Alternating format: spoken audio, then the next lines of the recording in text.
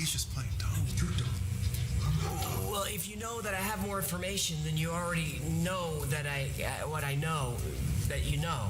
Just tell us what we want to know. Okay, what episode are you talking about? What episode are we talking about? I don't know, dude. You're the researcher. No, you're supposed to know this. What the heck? The one that has more information. Look, guys, I have a podcast that covers all of this. The Y-Files Operation Podcast comes out every week. On Mondays, we release the YouTube episodes. And then on Wednesdays, we do deep dives into those stories, and then we cover unredacted topics that are a little too sensitive for YouTube. Kind of makes sense. And Yeah. Where does this podcast air? You can get it on Apple, Amazon, Spotify, Pandora, anywhere you listen to podcasts. This sounds really convenient, actually. Yeah. super smart. Okay. Go unlock his cuffs. So, can I go? Me unlock the cuffs. You have the keys. No, I gave you the keys. You did not. You specifically put them on. You have the keys. Maybe 16 granite discs engraved with characters that looked like hieroglyphics. Each disc was 9 inches in diameter and 1 inch thick, with a perfect 1-inch hole in the center. The stones were dated to more than 12,000 years ago, but they weren't the strangest thing found at the site. Not even close. The team discovered advanced star maps and the remains of unusual humanoids. The beings were small, with thin bodies and large heads. Aliens! Well, it took more than 20 years of trying, but the markings on the discs were finally translated. The discs told the story of a vessel that traveled to Earth from outer space.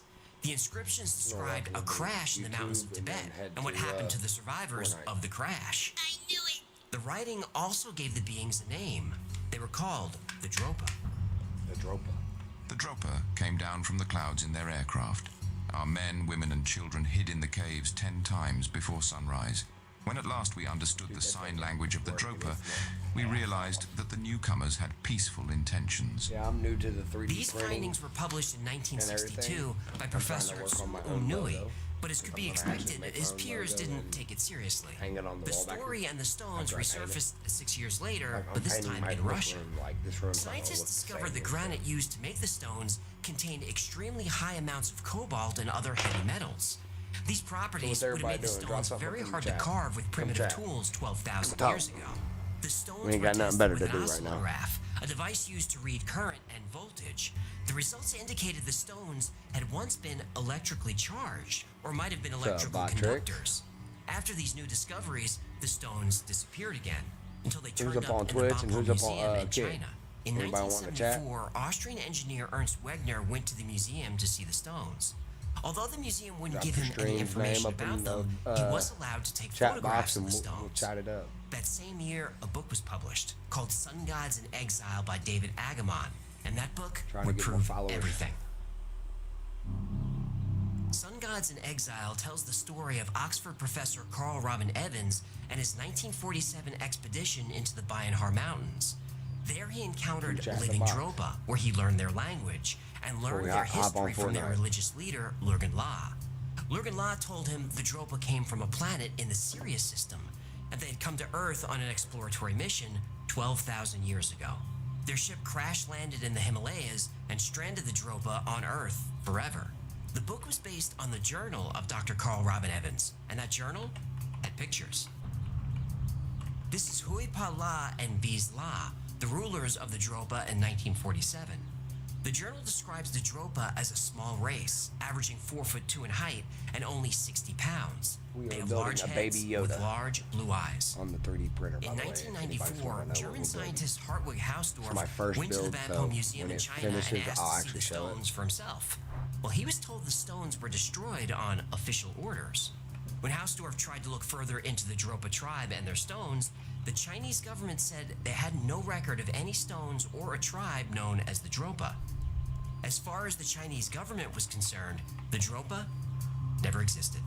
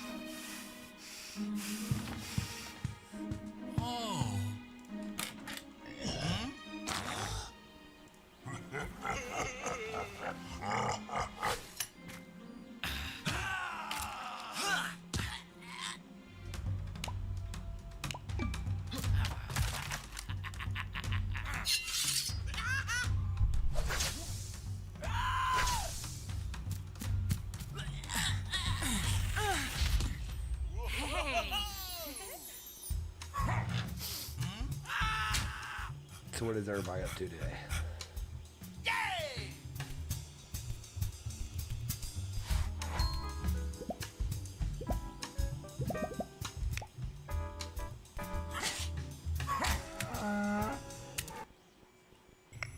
In the year 1900, off the coast of a small Greek island, a group of men were diving for sponges.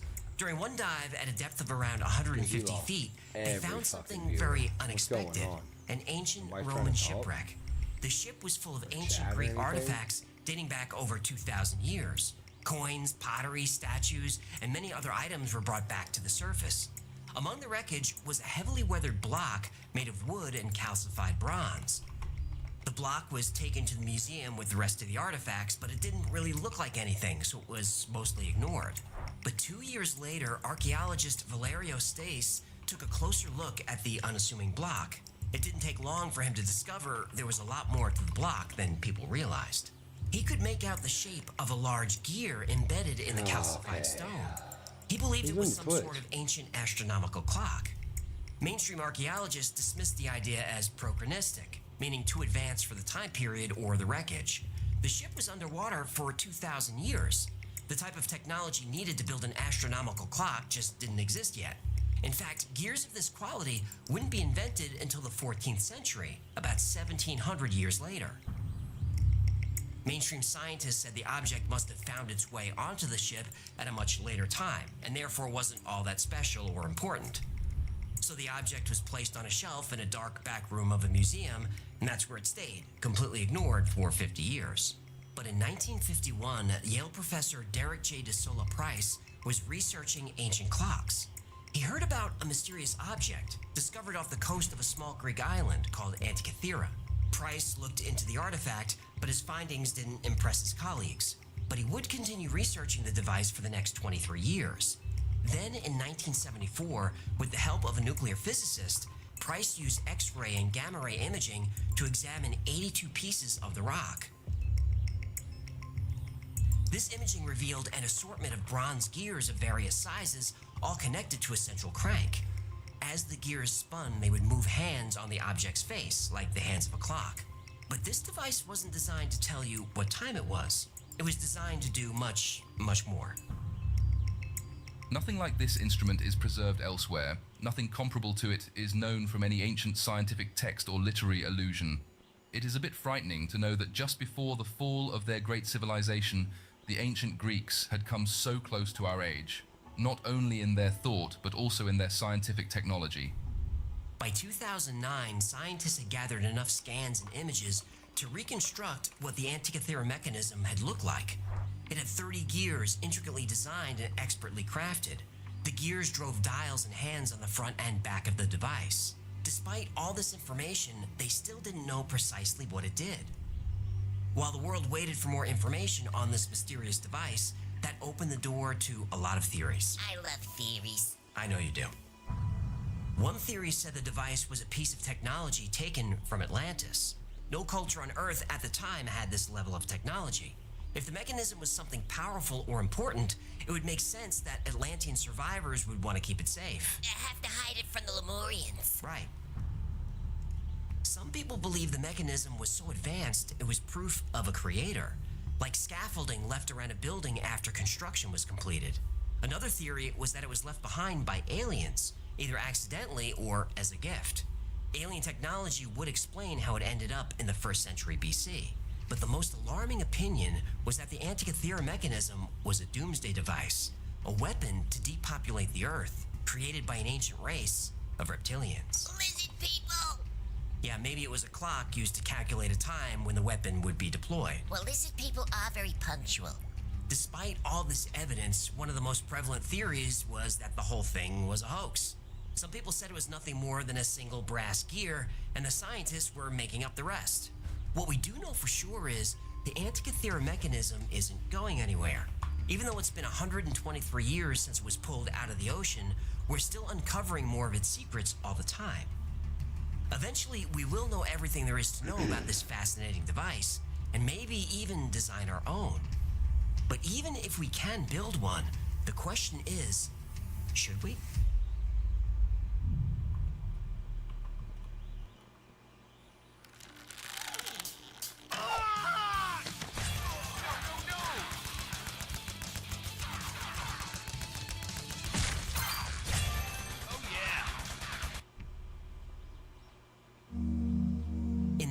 Qinghai province of China, on the southern shore of Tuoso Lake, is a pyramid-shaped mountain called Mount Baigang.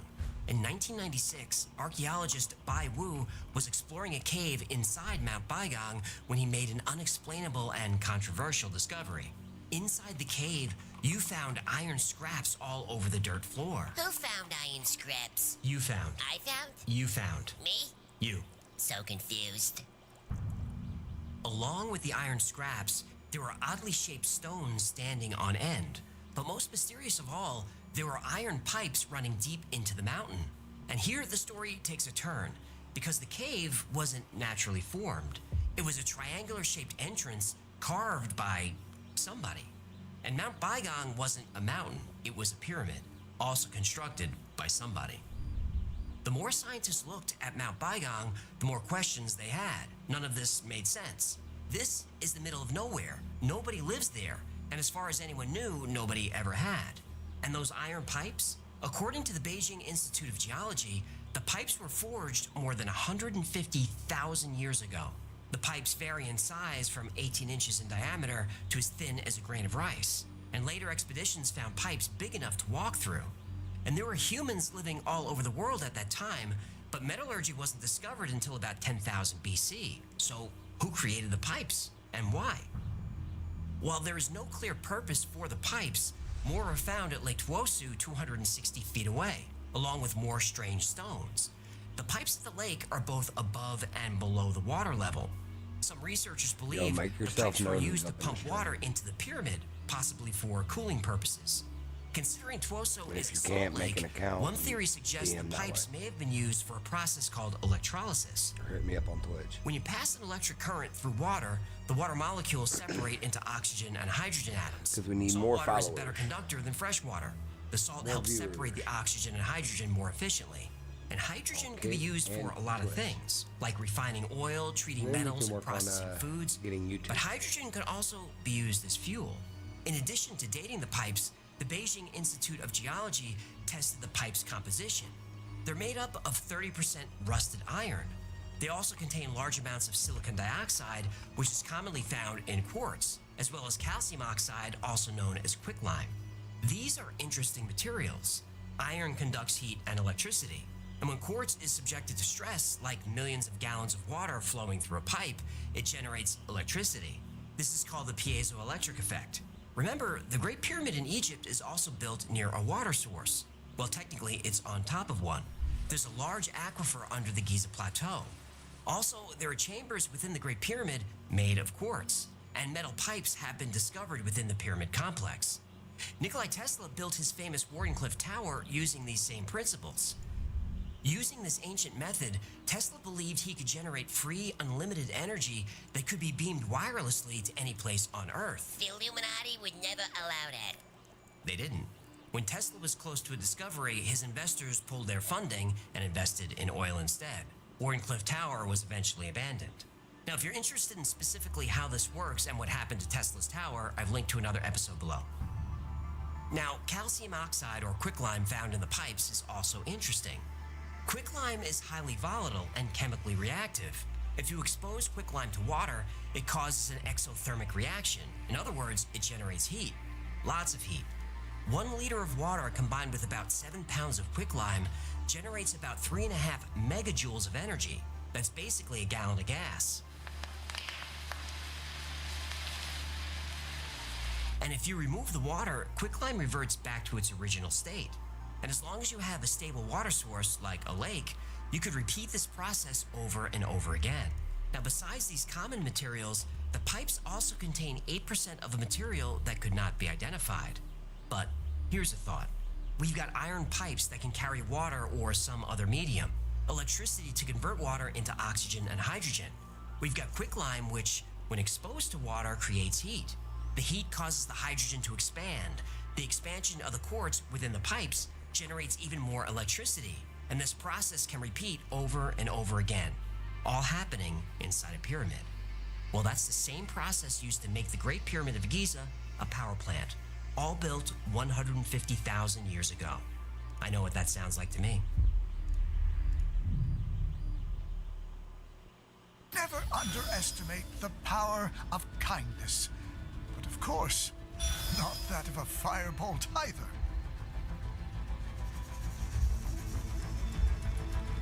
Magic makes us appreciate the wonders of the world in ways we never have before.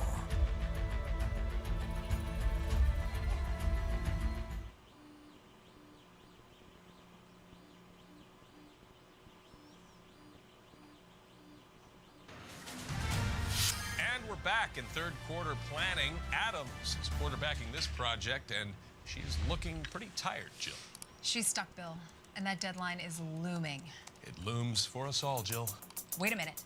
She just pulled up Grammarly. That is a smart move by Adams. Grammarly is an AI writing partner that helps you make your point. Look at that, Bill. She just asked Grammarly to help her write a summary of her doc, and she's shortening it. Beautifully done.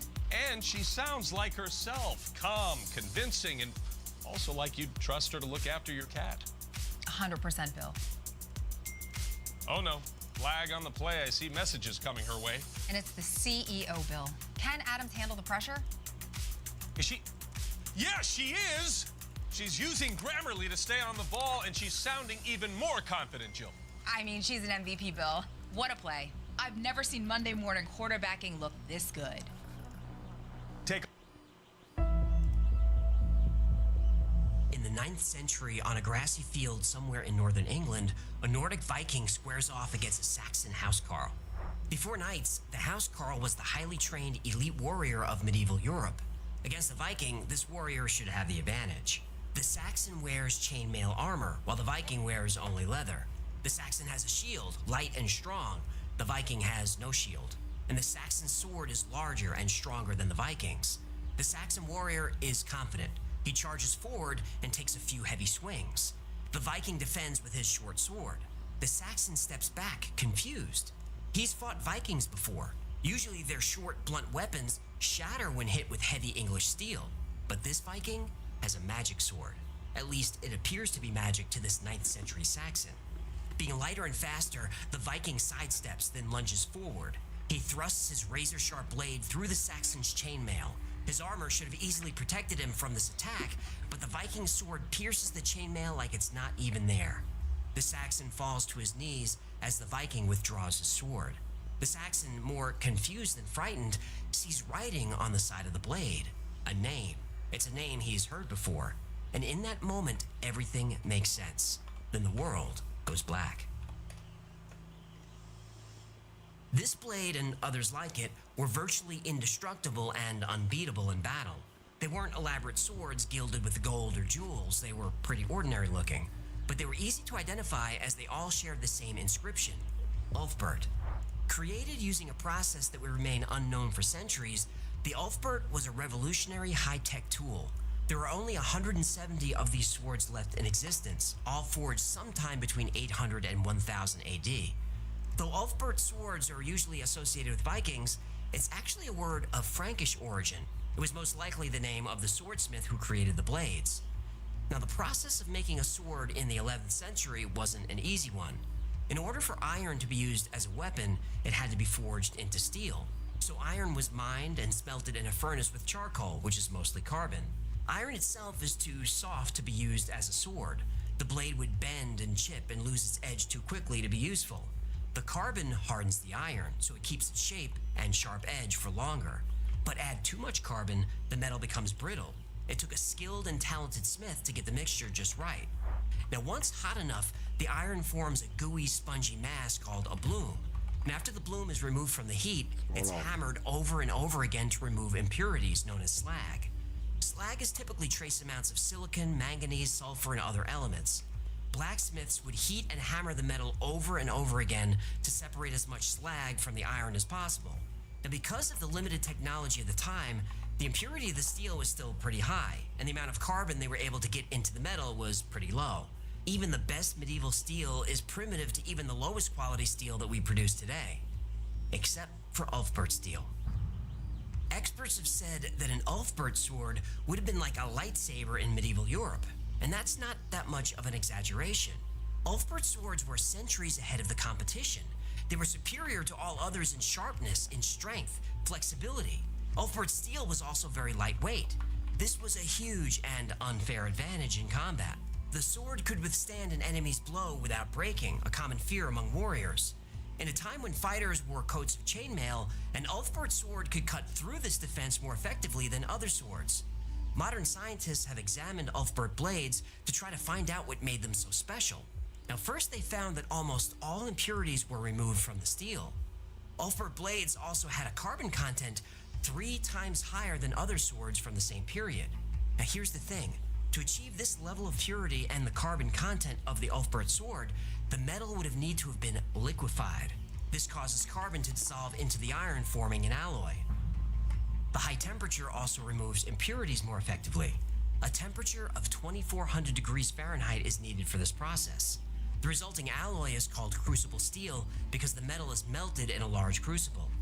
Now, for hundreds of years, smiths tried to duplicate Ulfberht steel, but nobody could come close. Ulfberht was a man 1,000 years ahead of his time, and nobody knows who he was. But many people still wonder, what else did he know?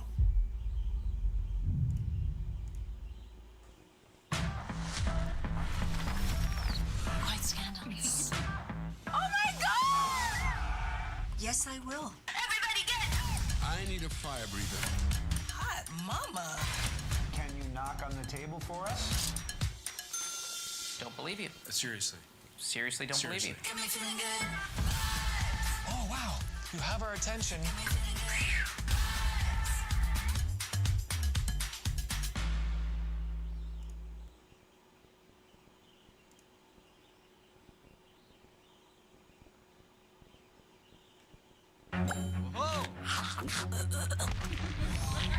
What's going on, everybody?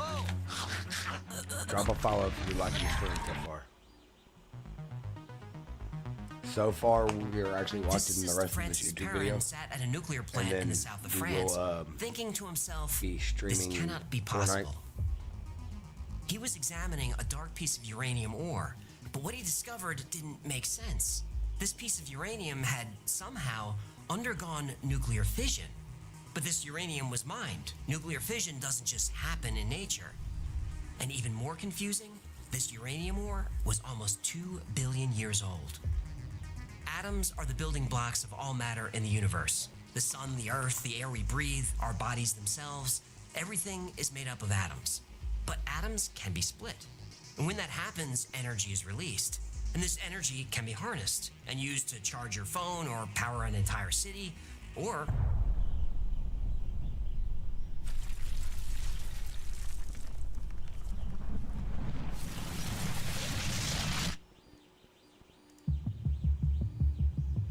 splitting an atom is called nuclear fission, and it's a very delicate process.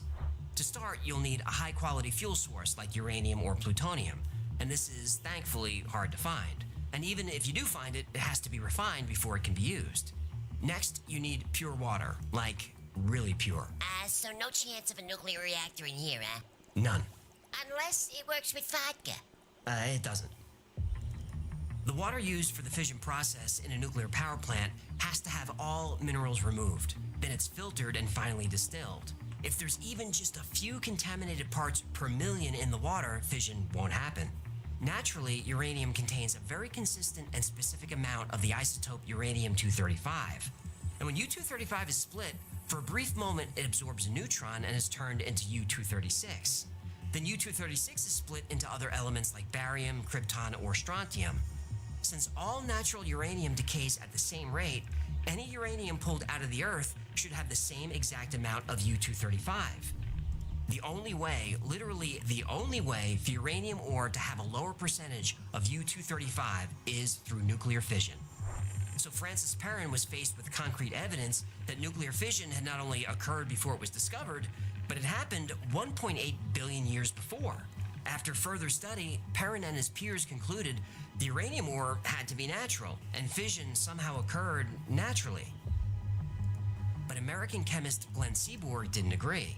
He said in order for U-235 to burn through fission, the conditions would have needed to be exactly right. They'd have to be perfect, too perfect for nature.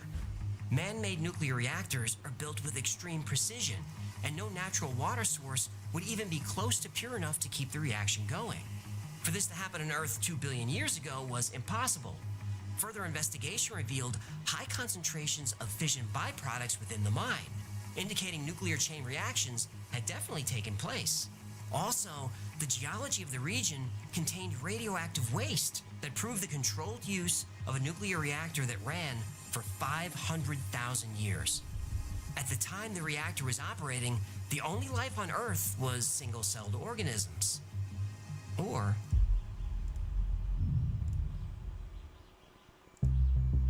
out-of-place artifacts are sometimes called OO parts, and there are a lot of them out there. These were just a few of my favorites. But how many of these objects are really out of place? Now, I love the legend of the Dropa stones, but it's ultimately disappointing. The original story from 1962 is credited to writer Reinhard Wegman, but no record of a writer by that name can be found. Same with the archaeologist who discovered the stones, Chu Pu Te, and Sum Nui, the professor who studied them. They don't exist either. No academic works can be found for either of them, and their names aren't even Chinese. Wegener's photos of the Dropa discs are pretty low resolution. You can't see any details like the hieroglyphics the stones supposedly had. It's more likely what he was taking a picture of was a jade B disc. B discs are elaborately decorated discs cut from jade, and B discs are old. They've been dated as early as 3000 BC and maybe even older, but they were fairly common. The only mystery is we really don't know what the discs were for. They probably have something to do with funerals because they've been found in graves of important people. And there's David Agamon's book, Exile of the Sun Gods, which details an expedition into Tibet. On that expedition, a race of people is encountered who call themselves the Dropa. The Dropa claim they were descendants of extraterrestrials. The book tells the story of their UFO crash, their history, and the artifacts they left behind, which included discs with mysterious hieroglyphics. Such a great story. It is, but it never happened. Oh no. In 1995, Agamon, whose real name is David Gaiman, sat for an interview with the magazine The Fortean Times. He admitted that the story was all made up. The narrative was edited by David Agamon and included a photograph of a curious disc-shaped plate embossed with pictograms that seemed to be part of a record of the journey of the star being. All right, we are going to get on Fortnite now. It's almost 4 o'clock. We're going to play a little bit of the Fortnite. Try to run a game or two. Try to run a game.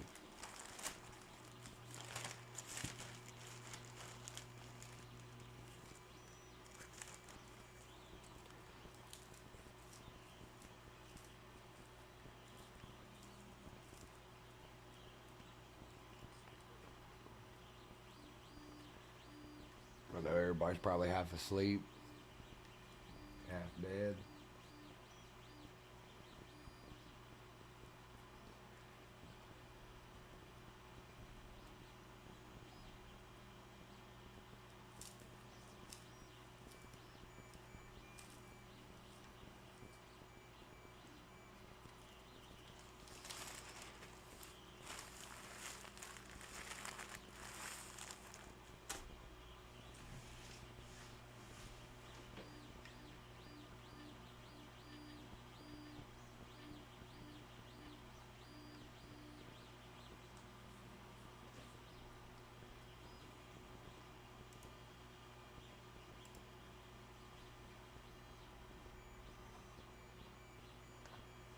Okay, go over here to the stream and show the gameplay. We are loading up as we speak.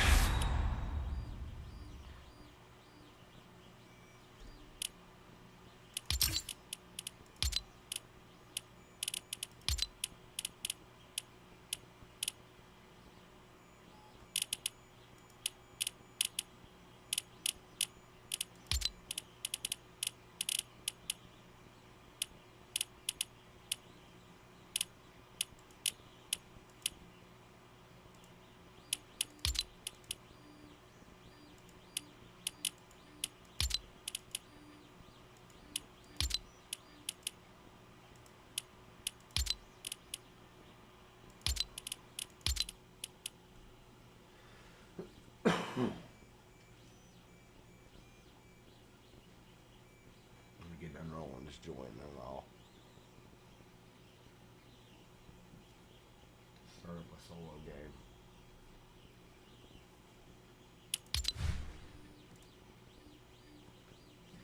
We're gonna try to see if we can run one solo game.